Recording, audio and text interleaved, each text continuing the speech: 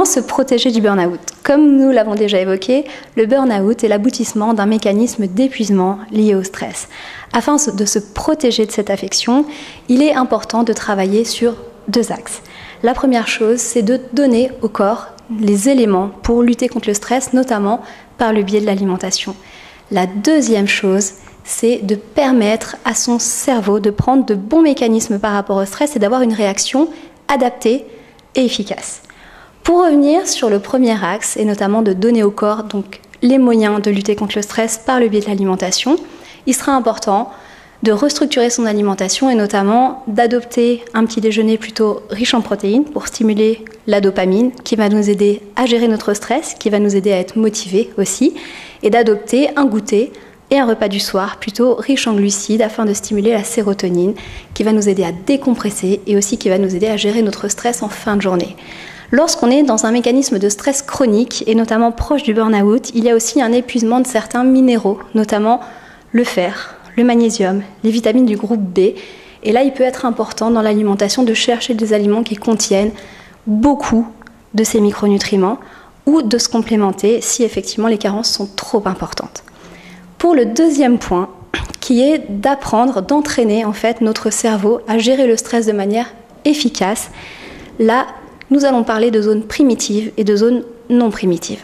En réalité, lorsque nous sommes face à un stress, il y a 2 possibilités. Soit nous allons gérer ce stress avec des zones primitives de notre cerveau, ce qui va donner des réactions anarchiques, comme la lutte, la fuite ou l'inhibition. Ces réactions-là ne sont absolument pas efficaces face à un stress. Elles vont simplement aggraver l'état de stress.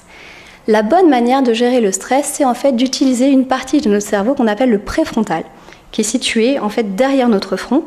Ce cerveau préfrontal, c'est notre cerveau intelligent, c'est le cerveau d'adaptation. C'est d'ailleurs la partie du cerveau qui nous différencie à l'heure actuelle des singes. C'est la seule partie qui nous différencie d'eux.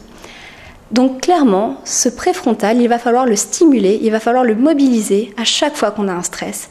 Et pour cela, il est important de faire ce qu'on appelle des exercices de visualisation, c'est-à-dire de visualiser des situations de stress et d'amener des solutions dans ces situations de stress et surtout un retour au calme après chaque situation de stress.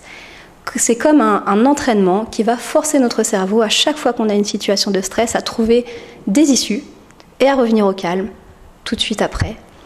Donc, quel que soit l'axe, que ce soit l'alimentation ou les exercices de visualisation, bien entendu, ces exercices seront d'autant plus efficaces s'ils vous sont adaptés. Donc, si de vous-même, vous voulez avoir quelque chose de très personnalisé, il est intéressant de consulter un thérapeute qui soit vraiment spécialisé dans ce type d'exercice.